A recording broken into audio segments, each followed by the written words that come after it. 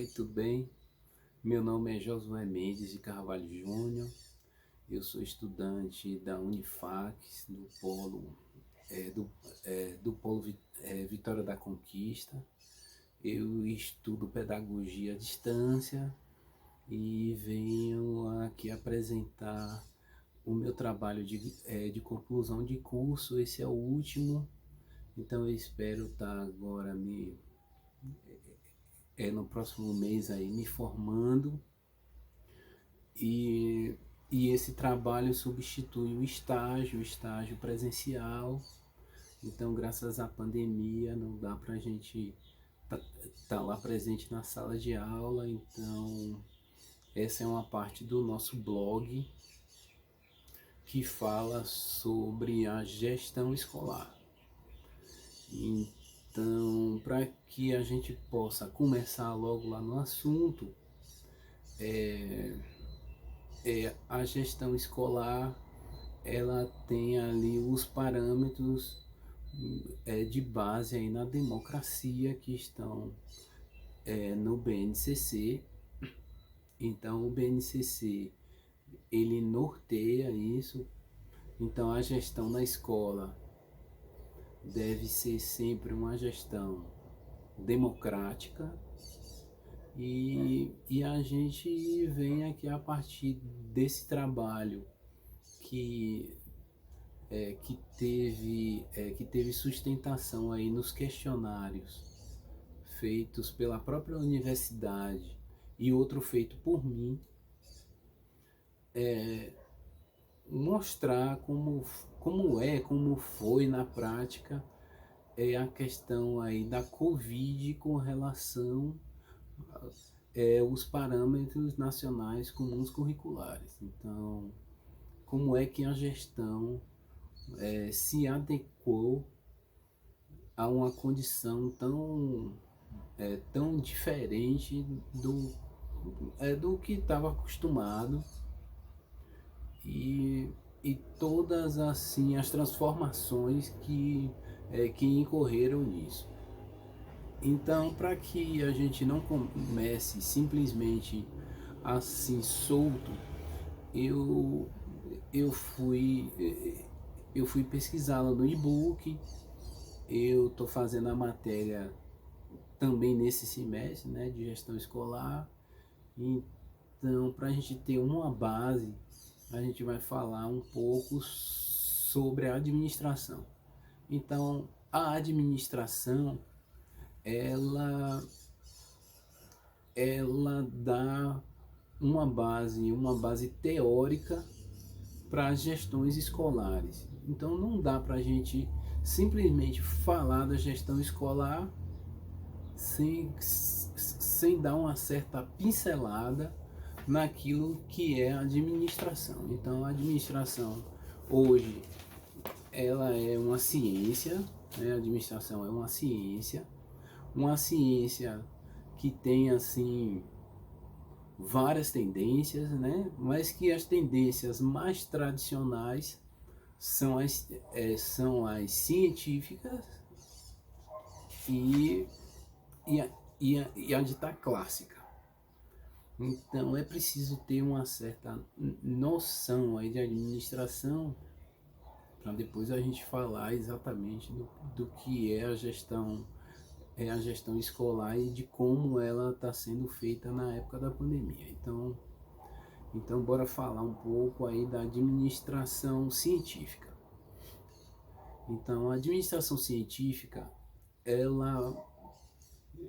ela tem como base o Taylor, o Taylor. Então é a corrente teolista. Então o que foi que disse Taylor? Taylor disse basicamente que as pessoas não produziam simplesmente porque estavam nas fábricas. Não produziam simplesmente porque mecanicamente fazia as suas atividades. Então a questão da produtividade, que foi aonde Taylor mais se preocupou,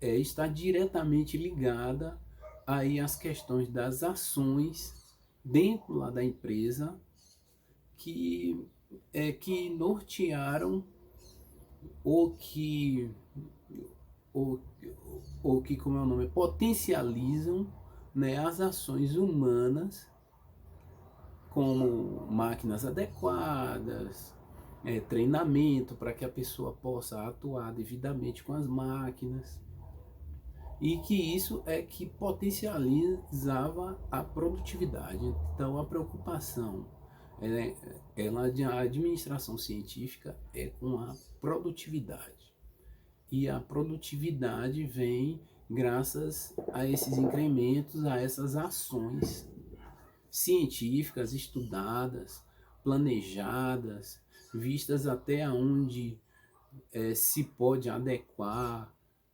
o indivíduo a um certo trabalho, horário, descanso. Tudo isso foi fruto aí do estudo de Taylor, que fez a administração científica. O outro tradicional é o Henry Fayol. Então, o Henry Fayol, ele deixa o legado lá para a administração, que é o que faz a implantação lá do gerenciamento. Então, todos os setores produtivos de uma empresa tem ali muito bem dividido ali as hierarquias. Então, o Henry Fayol foi o que delimitou aí as hierarquias, colocou em cada setor lá da empresa o seu gerente. Então, o gerenciamento e a hierarquização lá do serviço nas empresas é fruto lá das pesquisas do Fayol. Só que Fayol não fez só isso.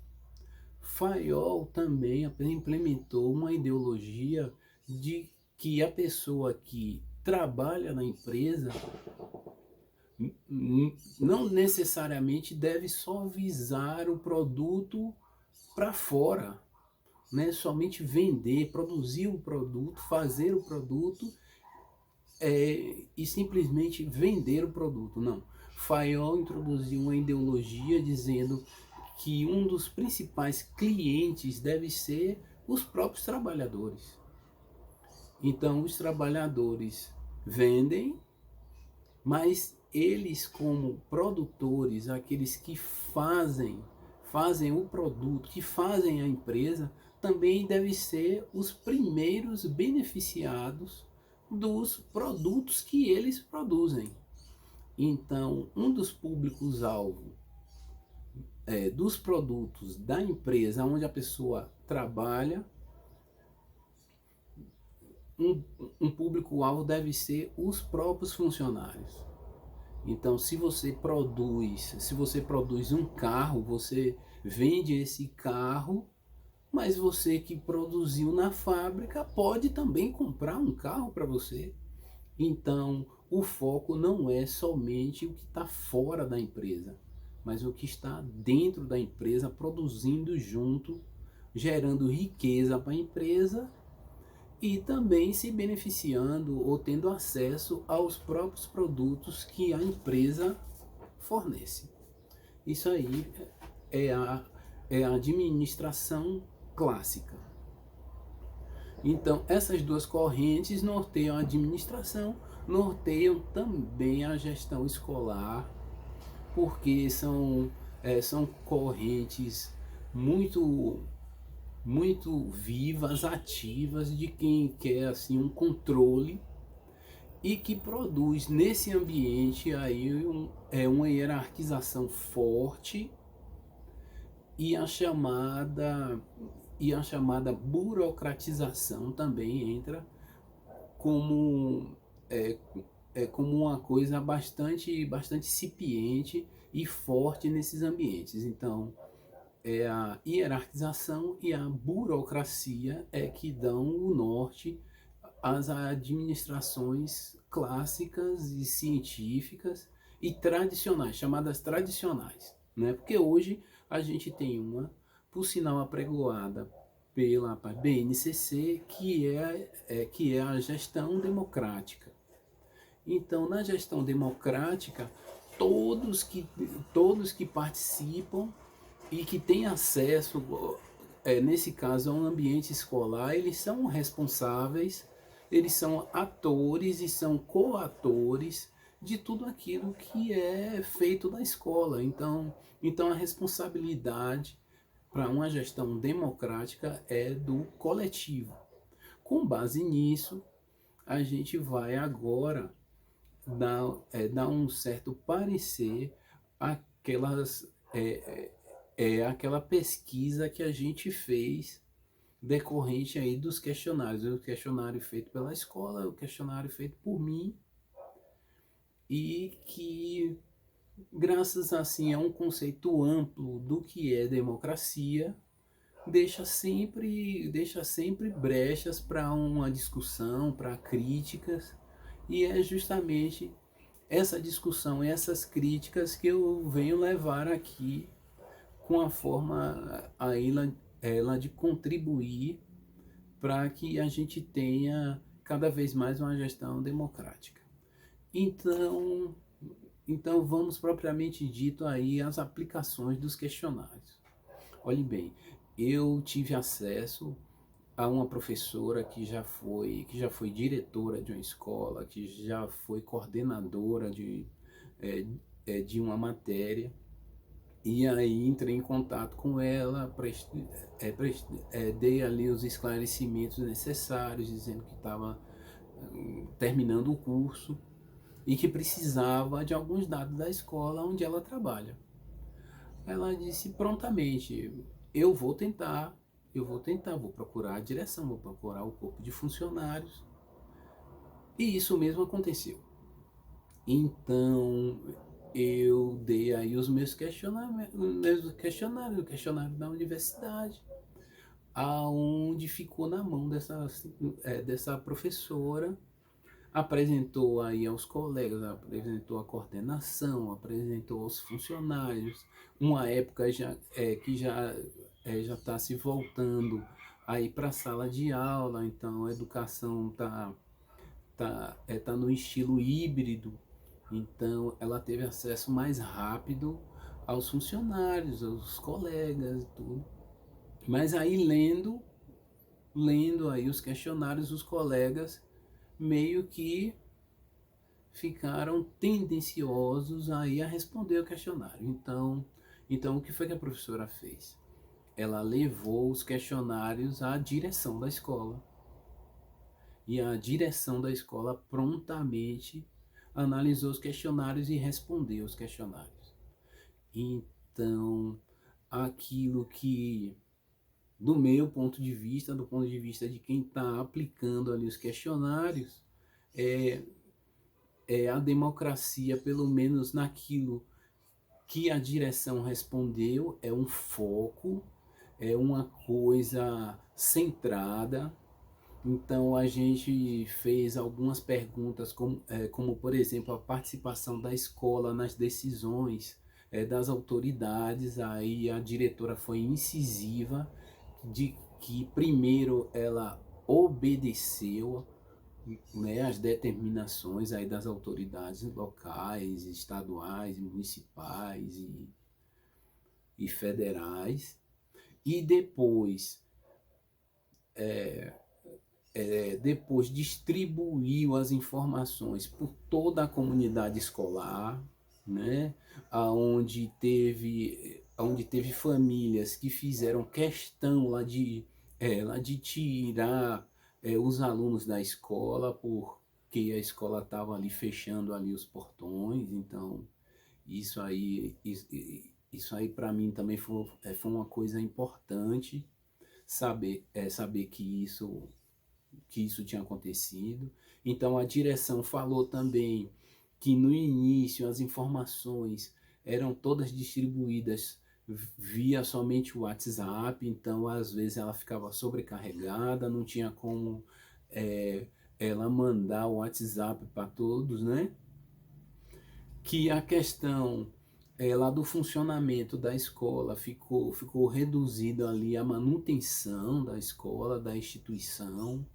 Então a manutenção foi um dos focos principais dela, porque não tinha alunos e tinha lá que fechar os portões e não podia receber ninguém, e tinha que ser uma coisa separada, e as pessoas não podiam ter muito contato físico, então não se sabia exatamente o que prevenir, como prevenir, o que falar, né? Mas graças aí a uma gestão democrática, aberta também, ela também a comunidade, onde a comunidade procurou a escola para tirar dúvidas, as autoridades consultaram a gerência das escolas, tudo. Pelo menos isso foi o depoimento de uma diretora. Então, demonstrou assim uma questão democrática, pelo menos o foco democrático da escola, guardado, né? Guardado, assegurado ali na direção. Então, a direção no tocante ao nosso questionário demonstra claramente a gestão democrática. Mas é o tipo da coisa. Não é que bate de frente com os questionários aplicados aos professores, coordenadores e funcionários. Não. O foco democrático na direção da escola está baseada, pelo menos do meu ponto de vista, no diretor. Então, o diretor tenta dar esse enfoque democrático à administração, e mostra também, por outro lado, aonde foi que conseguiu aí um desenvolvimento maior na escola, que foi quando se teve mais ações governamentais, aonde se deu mais acesso a novas mídias, onde lá se utilizou rádio, TV, para aulas híbridas, para aulas em casa. Mostrou também uma certa limitação da escola, né? Que a escola ficou limitada e não poder atender a todos os alunos, porque nem todos tinham também acesso à internet ou a smartphone, computadores, né? Então, a escola, no tocante à direção, do meu ponto de vista, mostra claramente uma gestão democrática, focada em toda a sociedade, no respeito e no respeito aí à cidadania. No que toca os outros setores da escola, a gente aplicou os questionários, todos eles após o da diretora, né? Então mostra ainda aí uma hierarquia muito grande, né? Fora disso, ainda teve as questões de medo, né? Porque as pessoas responderam aí os questionamentos, mas responderam meio que receosos, meio que temerosos. Eu não entendi direito, porque eu não lidei diretamente com eles. Eu simplesmente pedi à professora conhecida que me trouxesse os dados. Então, qual foi a minha conclusão? De que eles estavam preocupados basicamente com a ética, né? Com a ética profissional, e não se expor, né? Porque é uma situação bastante inusitada, onde as pessoas praticamente não saem de casa, né? Então tudo isso também é uma coisa assim que traz um melindre muito grande. tiveram aí uma preocupação enorme em dizer que no início, todos eles, desde funcionários a professores, coordenadores, de que utilizaram bastante o WhatsApp, é, e que tentaram de todas as formas conversar com a comunidade, com os alunos, deixar os alunos mais assim tranquilos, instruí-los ao máximo. Alguns deles relatam aí que foram procurados aí por famílias aí da comunidade escolar e que repassaram informações ao máximo. Todos eles acreditam que se aprendeu durante a pandemia, né?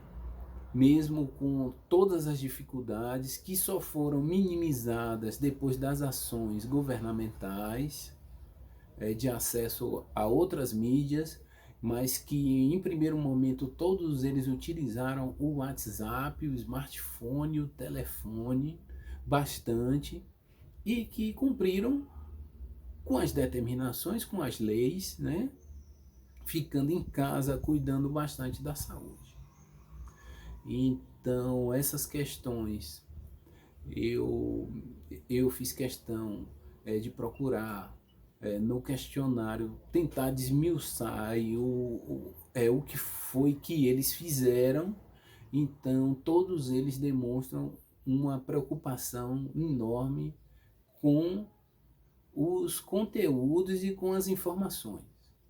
No que tange ao gerenciamento, pelo menos lá do patrimônio escolar, por exemplo, a escola, a biblioteca, os ambientes da escola, aí meio que todos eles fora os funcionários, né, que estavam lá para garantir limpeza, segurança, o ambiente e a própria direção, que nessa época teve um acesso direto a eles e um pouco mais afastado lá dos professores, né? Então o relacionamento com questão no que tange ali o patrimônio escolar, com o que tange o patrimônio físico, a estrutura, os professores, coordenadores, como se dizia assim, ó, procure a direção, que a direção é que sabe. Mas quando vai se procurar lá no BNCC, o BNCC é bem claro, diz que todos são responsáveis por tudo. Então, pelo menos o que eu fiquei frustrado ao aplicar o questionamento é que os coordenadores e professores não é que não estavam ali preocupados, não, é que simplesmente eles não sabiam ou eles não queriam nem mesmo saber sobre isso, porque é como se fosse aquela hierarquia, não, isso quem cuida é a direção, ou se não, quem cuida é os funcionários que vão fazer a limpeza, por exemplo. Não, eu não cuido disso, eu não preciso saber disso.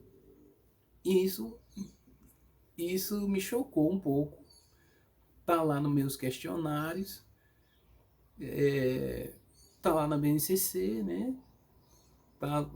Tá também no projeto político pedagógico, né? O envolvimento de todos, né? Inclusive na segurança, né? Na segurança do patrimônio físico da escola.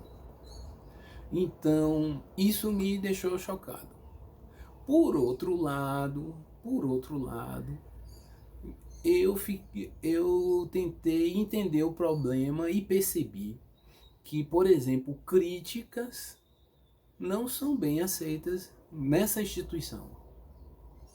Então, pelo menos foi como eu entendi. Então, críticas são coisas que às vezes podem ser picantes, danosas, mas do meu ponto de vista, para que tenha essencialmente uma gestão democrática, é preciso tê-las. Então a democracia de que eu só faço a minha parte, eu só conheço daquilo que é a aula, daquilo que é o planejamento, daquilo que eu vou me responsabilizar. Então, o medo da responsabilidade, o medo do questionário, o medo de ser cobrado com relação àquilo que fala, né? O medo ético de estar interferindo de algum modo, ou de, ou de denegrir a imagem de um colega, ou de alguém que administra, ou até mesmo não ter uma opinião salutar para dar para a administração. Acho que tudo isso foi levado em conta, e acredito que tudo isso eu percebi aí no questionamento, eu acho que tudo isso deve estar naquela nuvem ali na cabeça do professor, aonde o professor na escola é aonde retira ali o sustento, né? Então é um ambiente que meio assim que sagrado, né? Onde a pessoa vai labutar ali e conseguir o sustento ali da família. Eu acho que esse tipo de coisa deve estar interferindo aí no que uma gestão democrática. Então, eu deixo aqui o meu parecer sobre a pesquisa e sobre a postura dos profissionais que na prática têm medo de criticar e de crítica. Então tem um medo ético envolvido aí no problema, onde, do meu ponto de vista, não cabe mais, porque nós vivemos em uma democracia ampla, uma sociedade bastante madura, de que os problemas do trabalho, da escola, da comunidade, dos professores, não deixam de ser, a grosso modo, aí, o problema que é de todo mundo. E a escola, eu acho que deve ser mais amada desse jeito do que respeitada como um lugar onde as pessoas tiram o sustento, né? Então as questões éticas, do meu ponto de vista, não é um problema moral, porque moral todos eles têm, tá tudo lá respaldado, tá tudo muito bem escrito, né? Tudo muito bem lá documentado por eles. Então problema moral na escola acho que não tem, mas as questões éticas estão com certeza de algum modo interferindo bastante, atrapalhando gestões que querem ser cada vez mais democráticas. Tá tudo no questionário. Depois disso, aí vem outras questões que estão tanto nas obrigatórias quanto nas que eu fiz, que falam sobre a perspectiva da agora em diante, que hoje a escola vive aí o ensino híbrido, mas que com certeza existe alguns problemas a serem sanados com relação à sala de aula, com relação a alunos que têm mais tendência a gostar de uma matéria, ou de conhecer um assunto, ou de conhecer outro, ou outros que não têm basicamente noção nenhuma desse tipo, que estão na infância, ou que estão lá no fundamental, que precisam ainda amadurecer bastante enquanto leitores, letrados, alfabetizados. Então todos eles, aí foi unânime. Da direção aos funcionários, todos eles têm a noção de que é preciso, de algum modo, reparar algum dano que houve aí na educação de todas essas crianças que ficaram cerca de 1 ano e meio a 2 anos sem sala de aula, sem estudo. E sem estudo propriamente dito formal, porque os professores garantem que as crianças estudaram em casa, mas que esse estudo não teve o devido controle, ou não teve uma visão especializada deles próprios, porque não tiveram acesso a todos, porque praticamente era impossível ter acesso a todos virtualmente.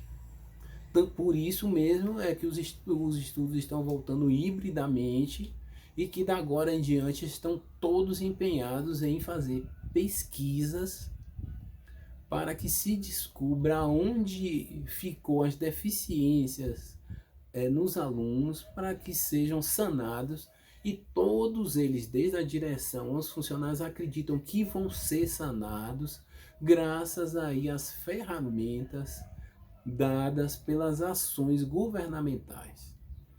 Então a perspectiva que nós temos para o futuro, pelo menos com relação à comunidade escolar, é de que a escola vai sair fortalecida, que vai sair amadurecida, e que vai com certeza utilizar todas essas mídias que foram disponibilizadas agora, graças ao agravamento aí da Covid-19.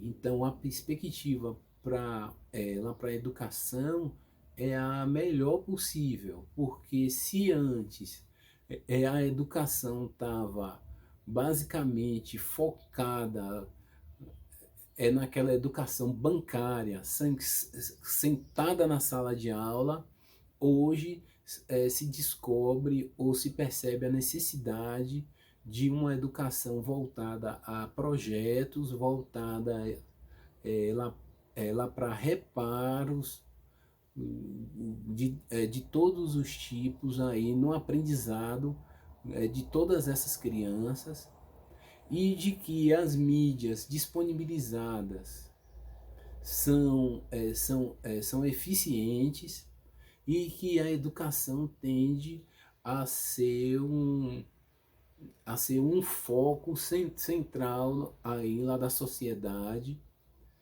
porque com toda essa aparelhagem, com todas essas ferramentas disponibilizadas, a tendência é que as crianças aprendam bem mais do que as gerações passadas, e isso deixando aí todo o corpo da escola entusiasmado, motivado, né?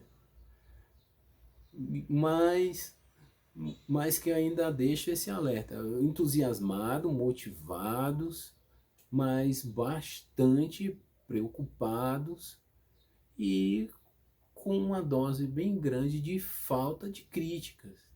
Então, ambiente democrático deve ter críticas, ambiente democrático deve ser discutido, ambiente democrático deve ser sempre aberto e claro, para não gerar dúvidas. E por mais que se tenha um diretor, o diretor não é a escola toda. É o que prega a BNCC. O diretor é o diretor da escola, mas a escola é toda a comunidade escolar. Então todo mundo precisa se orgulhar ou tomar posse daquilo que é um patrimônio de toda a sociedade, que é a escola, e que o patrimônio, nesse caso, não vai ser somente produzido individualmente com o salário dos professores, ou com o salário dos funcionários, ou com o salário.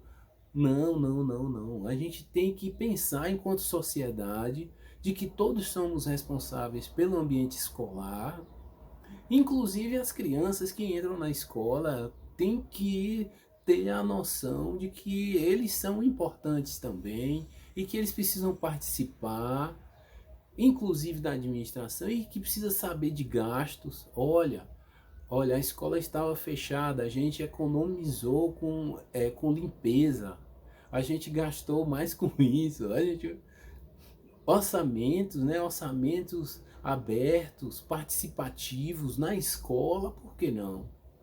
Então a questão é a gestão democrática envolve outros aspectos que, ao meu ver, não estão muito bem delimitados em outros corpos lá da escola que não a direção.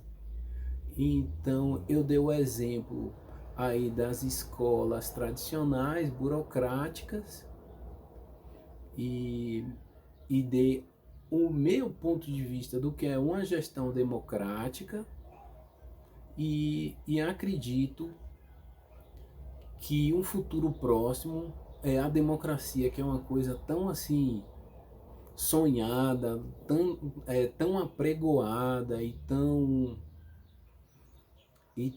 desejada, possa ser também discutida abertamente, para que novas visões da própria democracia possam aí aparecer, que aquilo que é democrático para uns parece não ser tão democráticos para outros. Então é com esse finalzinho aqui que eu me despeço. Eu acredito estar terminando meu curso nesse próximo mês. Eu digo a vocês que foi um prazer enorme estudar na Unifax. Eu saio com certeza uma pessoa muito melhor do que quando eu entrei. Eu tenho bastante sonhos, estou realizando um deles, que é o meu curso lá de graduação.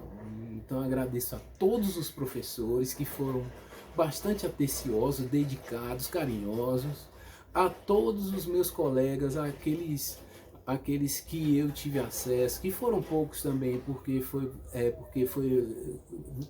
via via EAD, né? Então EAD a gente tem poucas discussões e tudo, mas agradeço a todos. Foi apaixonante esse período de 4 anos que está se findando agora, e até uma próxima jornada, e que vocês podem contar sempre comigo, que eu não sou somente um aluno, eu sou com certeza um amigo de toda a comunidade universitária da Unifax. Um abraço a todos, a gente fica por aqui, até uma próxima. Adeus.